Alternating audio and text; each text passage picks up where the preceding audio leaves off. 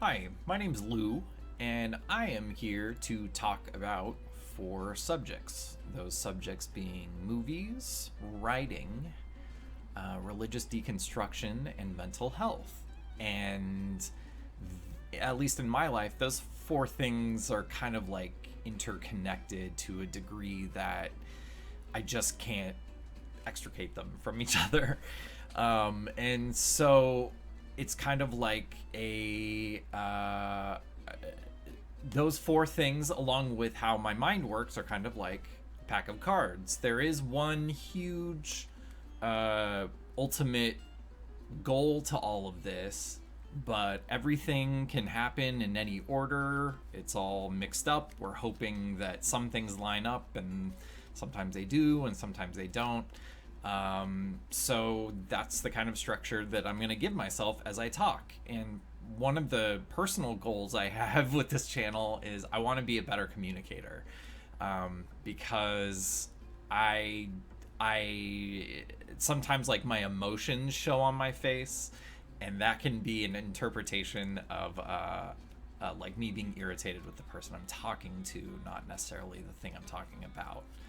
And as somebody who spent a long time in customer service,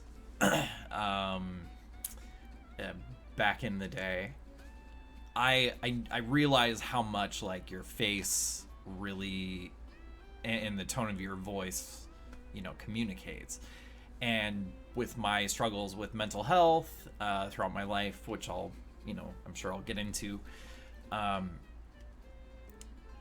there's this weird kind of like contradiction of trying to put your best face forward, but then also you need to be honest with yourself and the people that care about you. So it's like a mask being taken on and off. And I think at one point in my life, my mask broke because I was just so exhausted being what the mask was and not being myself and being honest. And that doesn't mean railroading people with your emotions or anything like that. But I just think, and how those other things like movies and writing and religious deconstruction all play into, that's what we're going to find out here together. So what I'm going to do is I have assigned one of those subjects to each suit of cards. And so spades, we're going to put that associated with writing because it kind of looks like a pencil. That's how my brain remembers it. Clubs will be religious deconstruction because it's kind of like a club that I left. Then I've got ace of hearts. And would you like to know what that is? Ace of hearts will be movies because I love movies. And diamonds will be mental health because good mental health advice, like diamonds in the rough. Yes, things will be that cheesy on occasion.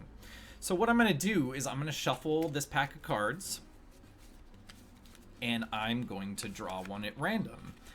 And the suit, or the value of the card will correspond to how many minutes I'm going to talk about that particular subject. And whatever the subject might be, it's just the first thing that's going to pop into my head that I think I can fill that amount of time talking about, and then go from there. And then eventually, I'll take that card out once I've talked about that topic, and eventually there will be like this. I'll make some sort of spreadsheet or a grid or something that shows like what cards have been marked off.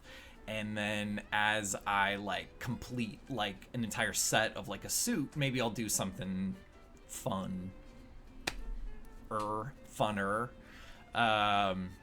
And then at some point, maybe I'll even throw like a joker in the pack. And if I draw the joker, then I have to do some ridiculous gimmicky thing, like, I don't know, like maybe I'll eat a bunch of edibles and watch a David Lynch movie and live stream it, and everybody can like freak out together.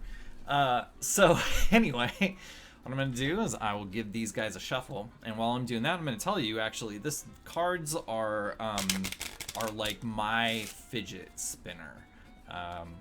I sit here and I think, and I just shuffle cards and sort through them and everything like that. And I even taught myself how to, I guess I'm out of frame here. I'm also doing this, by the way, welcome to me jumping around in topics.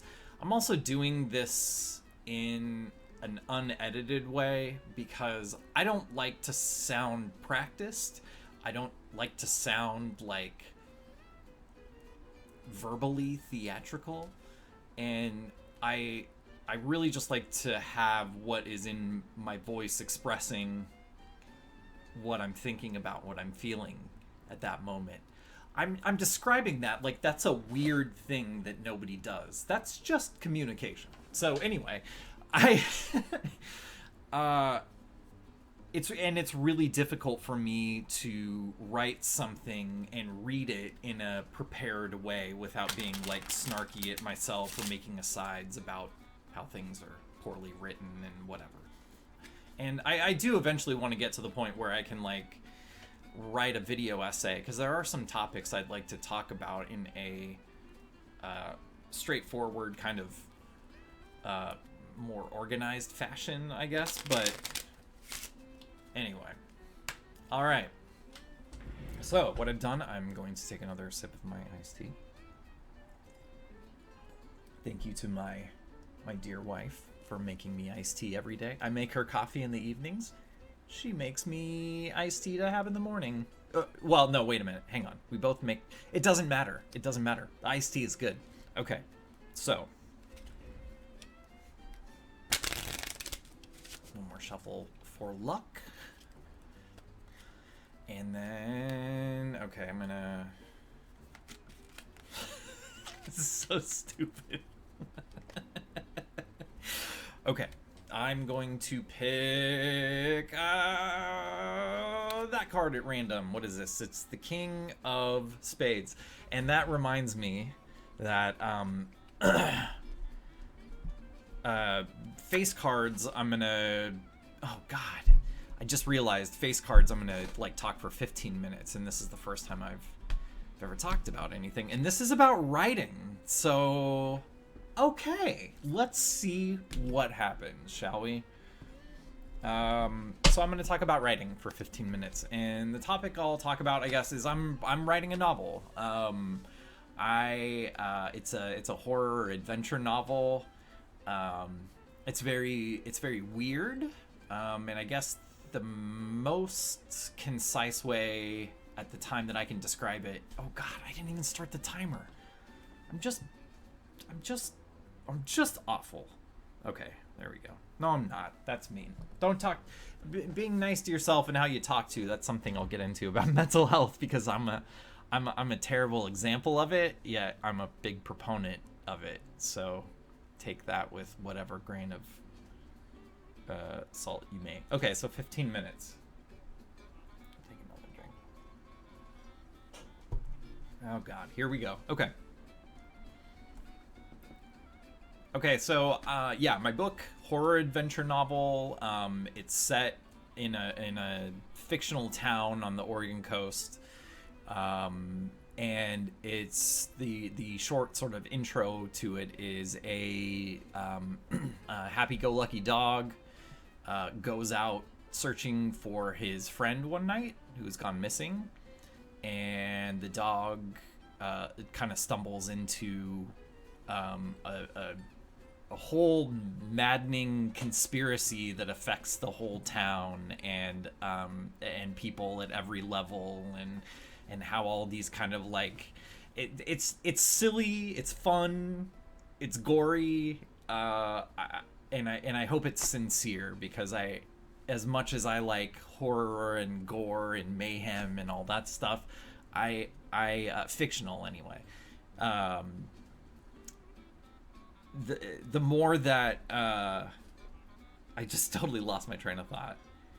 I want the things like sincerity and kindness mixed in with how horrible horror is, you know, and that's because that's kind of like life. Like, I feel like life doesn't fit into a genre. Life is a weird genre, and so I like to write about things that are like skewed reality, I think is my favorite way of putting it. I know my like influences with my book. I've watched movies all my life and everything, and I won't get into movies too much because this is more about writing. But I would be remiss to say that like one of the major influences on my book are like Joe Dante's suburban horror comedies like Gremlins, The Burbs, especially The Burbs. And then the movie Matinee was really great too, which is kind of a lesser known movie, but I'm not going to talk about it. That's a great movie. Check it out.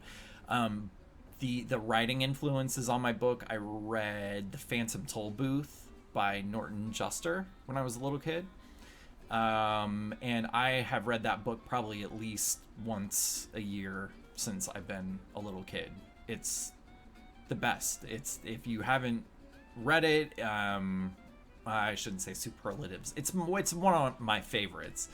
But I think it's kind of goes in that category of like sort of a Wizard of Oz journey, but it's about a kid who's bored with life, and he goes on this adventure to this land where like there's a war between the king of letters and the king of numbers, and they're trying to decide which one is more important.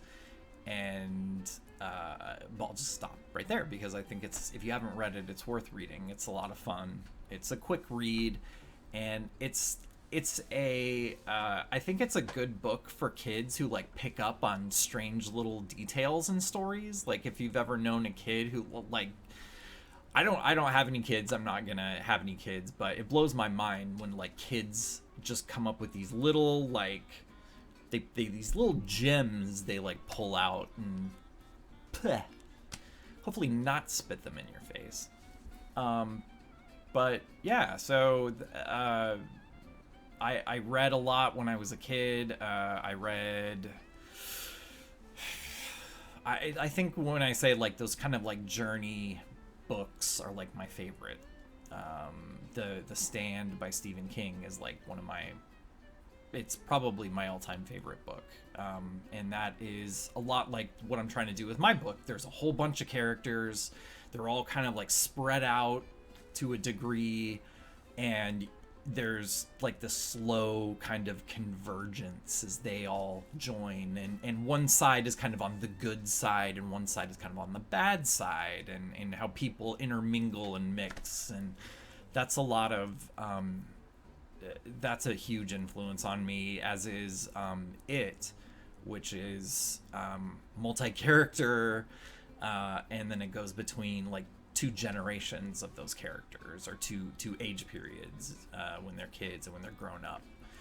And I've always liked so like huge casts of characters, like kind of I forget what the term is, but like it's like a family of friends, kind of that feelings. Like the Goonies would go in with that too. All these kind of like misfits that find each other and work better as a group of people, a society, than they do when they're on their own. And it's so it had a lot to do with that.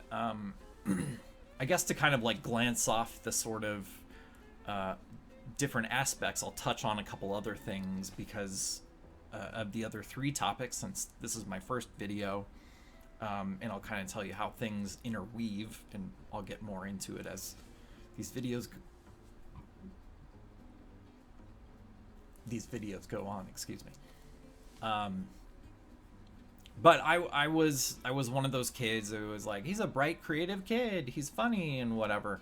And what I would learn later is I was outwardly a very polite, calm kid, but inwardly, I didn't know it literally until like a year ago that I had ADHD, and it wasn't the bouncing off the walls kind. It was the inattentive, like if something doesn't grab me, like I have a tendency to kind of like drift to something else, and it's not intentional. It's just like my mind wants to wander because I'm not actively engaged, and that shouldn't be like necessarily a criticism of how information is conveyed to other people, because everybody learns in different ways. But the flip side of my that inattentiveness is hyper focus. So if something really has my attention, I can get sucked in, and that's how writing has always felt with me. Especially when I land on something that I just want to like dive into.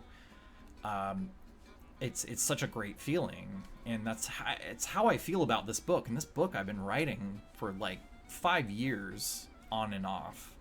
It's only really like I've finished a couple drafts of it. It's very long, but the current draft that I'm writing, I've started like rewriting from the beginning, and it really worked well for me for a few different reasons. One of the problems, like when I get into mental health more too, dealing with depression and that kind of that inner monologue that's both all over the place, and it also can be hypercritical and like focus on these are your mistakes. So writing something that was like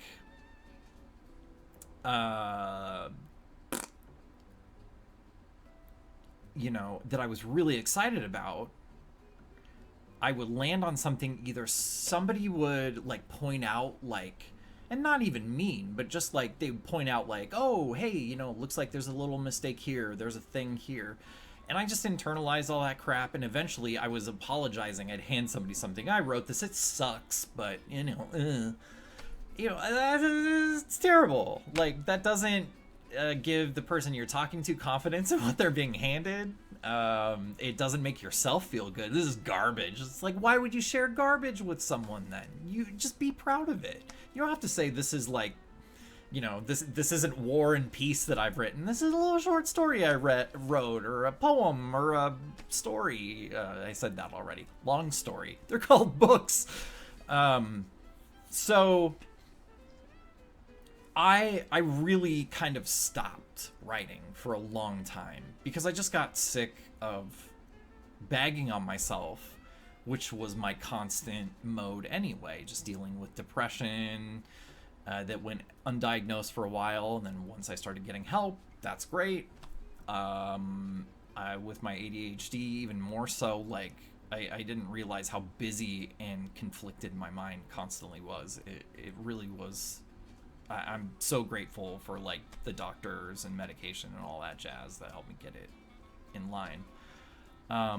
But all that leads to finally getting the time and the space and the freedom to be able to invest in something I'm writing in. And that's like, I'll get into this later too, but that's a huge gift basically that my wife has given me by supporting us, and so that I can do something that doesn't drive me crazy at the end of the day.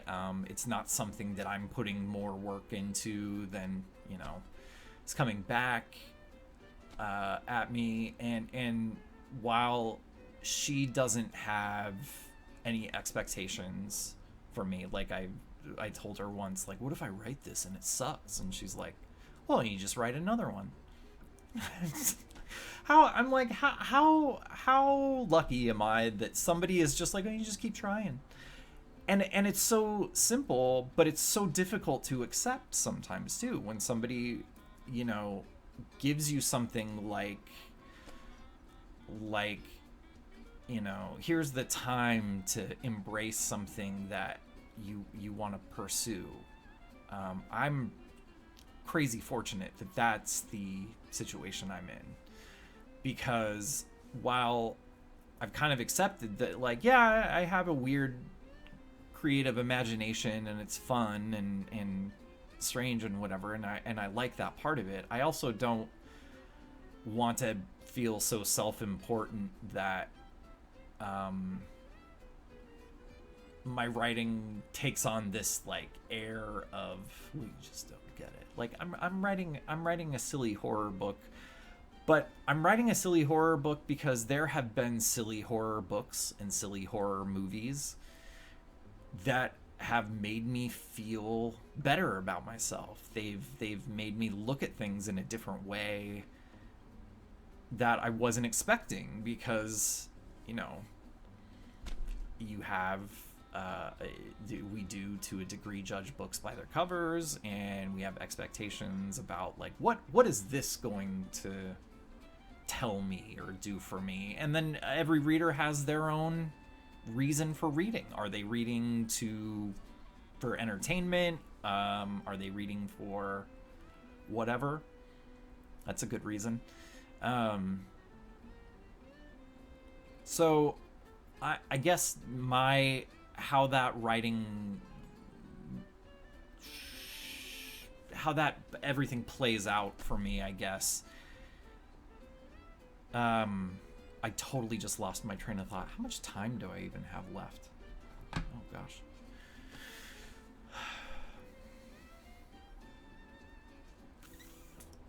I don't know. How hey, you person watching. No, not the person behind you. The other. You, yes, you, the one that's watching. I don't know if I want to ask for feedback at this point, because I think I'm kind of just rambling, and now I'm gonna watch this, and then I'm gonna trash it, aren't I? Oh God.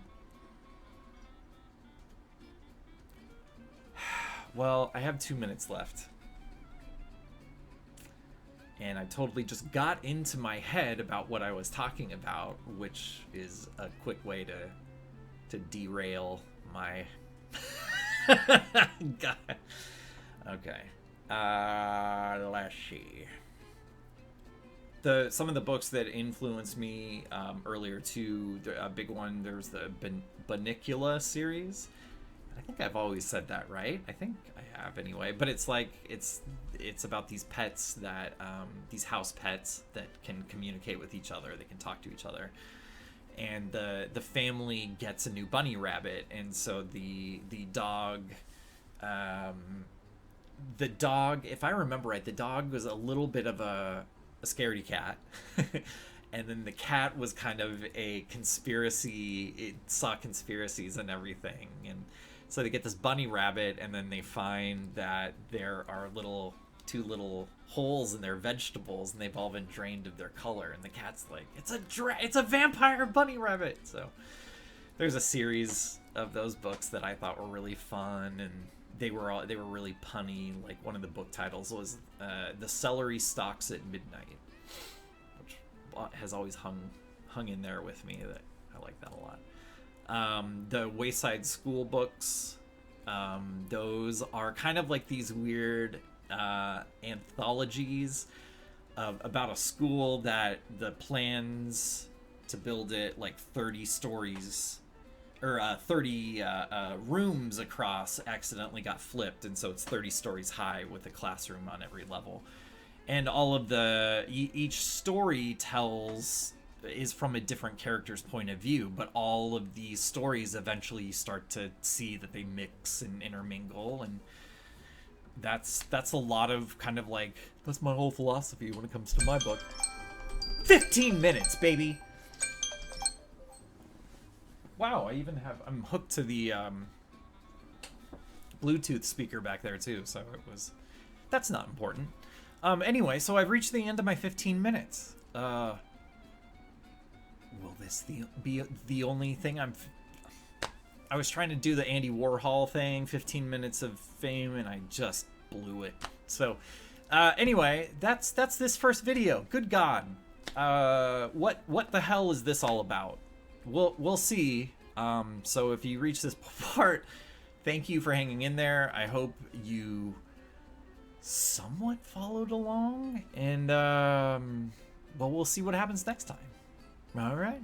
Thanks for watching.